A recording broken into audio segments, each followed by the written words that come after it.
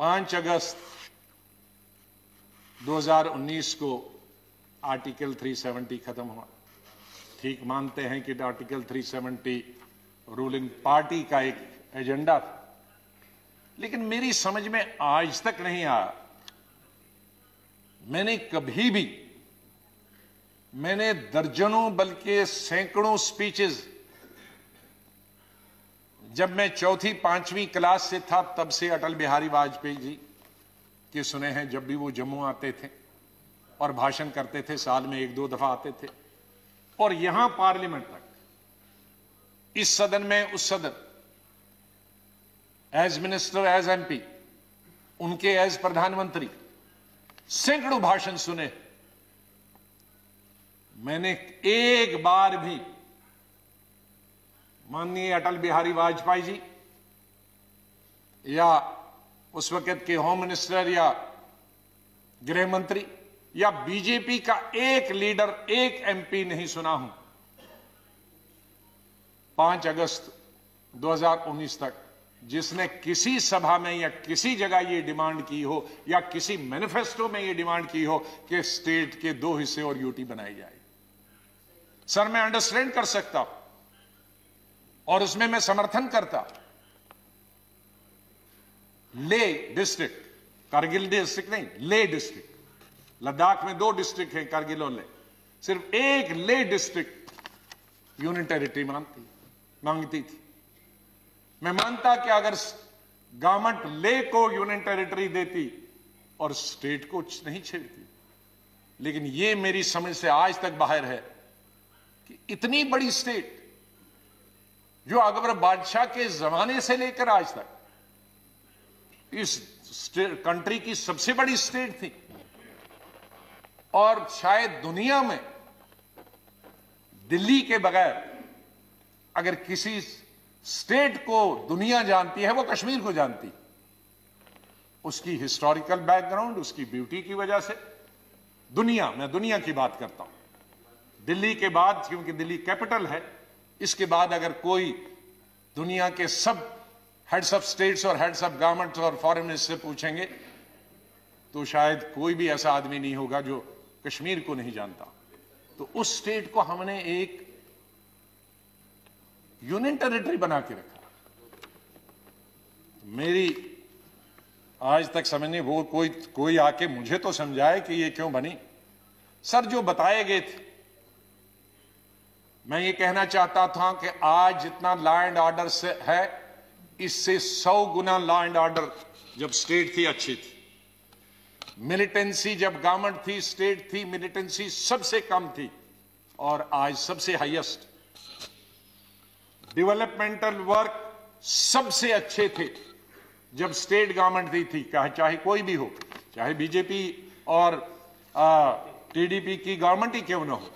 मैं state run government करता हूं, कोई चीफ मिनिस्टर के अंदर डेवलपमेंटल वर्क सबसे ज्यादा चल रहे थे। आज कोई डेवलपमेंटल वर्क नहीं चल रहा। कई जो पैरामीटर्स हैं, एजुकेशन से, हेल्थ से लेकर बाकी जितने पैरामीटर्स, मैं उनको दोबारा नहीं बताना चाहता हूं। मैं पिछली दफा इस सदन में बोल चुका हूं। तकरीबन 30-40 ऐसे पैरामीटर्स हैं जो नेशनल एवरेज से भी अच्छे हैं। और क्या प्रमाण चाहिए? कोई कास्ट, कोई कम्युनलिज्म, कोई जम्मू और कोई कश्मीर के बीच में, कोई हिंदू, कोई मुसलमान, कोई सिख के बीच में लड़ाई नहीं थी। सर, आज टूरिज्म खत्म हो गया। ये अभी कुछ टूरिस्ट गुलमर्ग में हमने देखे, लेकिन गुलमर्ग में कुछ टूरिस्ट जो जाएंगे सीधे एयरपोर्ट से उतरकर गुलमर्ग, वो एक 5 स्टार होटल का भला होगा, उससे कश्मीर के टैक्सी वाले का, टांगे वाले का, दुकानदार वाले का, हैंडीक्राफ्ट वाले का फायदा नहीं होगा। सर, उससे जो हजारों छोटे होटल्स हैं, 5 स्टार 2-3 तो हैं, लेकिन हजारों छोटे होटल हैं गेस्ट हाउस में, जिन पर लाखों लोग निर्भर हैं, क्योंकि उन होटल में जो स्टाफ है वो सब 2 साल से घरों में बैठे हैं, क्योंकि एक किसी टूरिस्ट का रेस्टोरेंट का, यह जो होटल है उसका दरवाजा नहीं खुलता। तो टूरिज्म खत्म हो गया है। सर, एजुकेशन खत्म होगी। पहले 4-5 महीने तो सब स्कूल कॉलेज यूनिवर्सिटी 6 महीने बंद रहे, फिर कोविड आया उसकी वजह से बंद रहे, अभी तक बंद है। सर उस स्टेट में डेवलपमेंट कैसे हो सकती है जहां 2-2 साल कॉलेज स्कूल और यूनिवर्सिटीज बंद रहे? सर अब कुछ अरसे से स्टेट गवर्नमेंट ने शुरू किया है ऑनलाइन, लेकिन ऑनलाइन कहा, 8 महीने तो टेलीफोन ही नहीं था, अब टेलीफोन है तो 2G है। सर 2G कहां चलता है आज? 4G की मांग है, तो वो नहीं हो रहा, इसलिए एजुकेशन भी जीरो हो गई।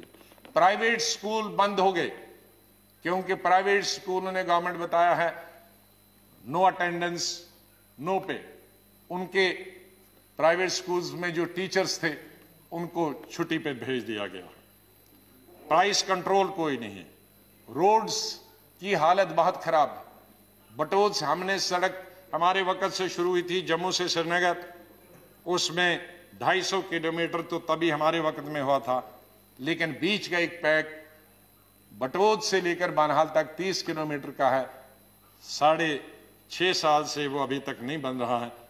मैं जिसकी वजह से फ्रूट पिछले साल तो तबाह हो गया था, 2 साल पहले, पिछले साल वो एक महीना सड़क पर रहा क्योंकि बानहाल और बटोद के बीच में सड़क बंद थी और वो सब फ्रूट ट्रक्स में सड़ गया।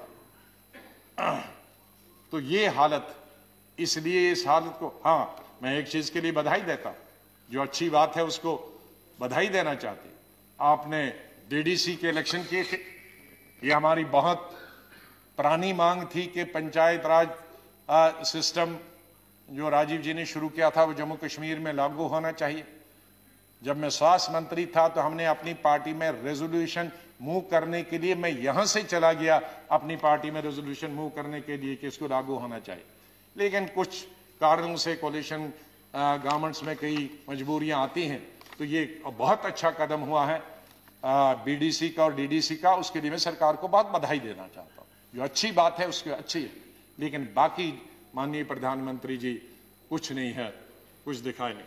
इसलिए मेरा सरकार से, माननीय प्रधानमंत्री जी से निवेदन है कि अगर उस स्टेट को डेवलप होना, और मैं कई बार कह चुका हूं, शायद माननीय प्रधानमंत्री जी जब पहले 2015 में याद होगा कि नॉर्थ ईस्ट और जम्मू कश्मीर हमारे लिए बहुत जरूरी है।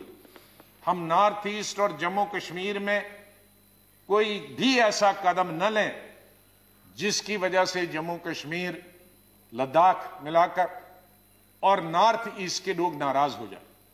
ये बॉर्डर स्टेट्स, हमको जो पंजाब, हमको इंदिरा गांधी ने यही सिखाया।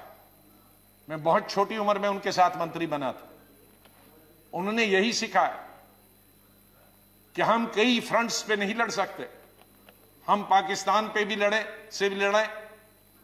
हम चीन से भी लड़े, और फिर जो बॉर्डर पे फौज का काम करते हैं, नहीं उसकी बात में अभी किसान वाली बात खत्म हो गई, मैं जम्मू कश्मीर की बात करता हूं कि वहां हम लद्दाख के लोग भी नाराज हो जाएं। आप कहेंगे उनको यूटी मिली, खुश हो गए। नहीं, लद्दाख के लोग खुश नहीं हैं क्योंकि 35A में उनकी जमीन कोई भी खरीद सकता है। नौकरी पहले जब था ये आर्टिकल 370, कोई बाहर वाला नौकरी नहीं कर सकता है। आज कोई भी बाहर वाला वहां क्लर्क भी जा सकता है, पियोन भी जा सकता है, तो इसलिए वो भी नाराज है।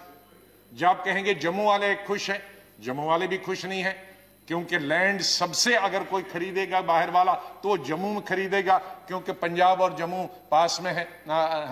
कश्मीर में शायद खरीदेगा या नहीं खरीदेगा।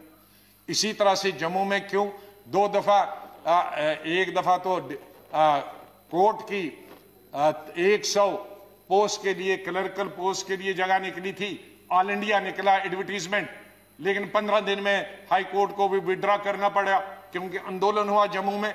क्या अगर क्लर्क के लिए भी पूरा यूपी और बिहार से या तमिलनाडु कहीं से भी आएगा तो हमारा क्लर्क कहां से आएगा? विड्रॉ करना पड़ा। एक डिग्री कॉलेज के लिए फिर इसी तरह के छोटे लेवल के इंटरव्यूज निकले थे नेशनल लेवल के, फिर विड्रॉ करना पड़ा। तो कहां है जम्मू भी नाराज? जम्मू का ट्रांसपोर्टर कहां नाराज खुश है? जम्मू का ट्रांसपोर्टर खुश नहीं है, जम्मू का दुकानदार खुश नहीं है, जम्मू का अनएम्प्लॉयड खुश नहीं है। तो कश्मीर, जम्मू और लद्दाख, माननीय प्रधानमंत्री जी, कोई भी खुश नहीं है, क्योंकि आर्टिकल 37 में 2-3 प्रोविजंस थे जिसकी वजह से जमीन कोई बाहर नहीं खरीद सकता। और ये पहली जगह नहीं है,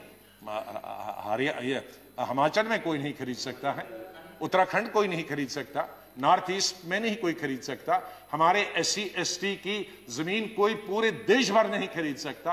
तो ये कोई अनुभूत चीज नहीं थी कि जम्मू कश्मीर ने ही खा लिया सब कुछ, ऐसा तो पूरे हिंदुस्तान में है। तो मेरी आपसे निवेदन करना है कि अगर जम्मू कश्मीर को प्रोग्रेस करना है और अगर बॉर्डर्स पे हमने अपने दुश्मनों से लड़ाई लड़नी है, तो हमने अपने लोगों को कॉन्फिडेंस में रहना है और उनको प्यार देना है, प्रेम देना है, मोहब्बत से इकट्ठे रखना है।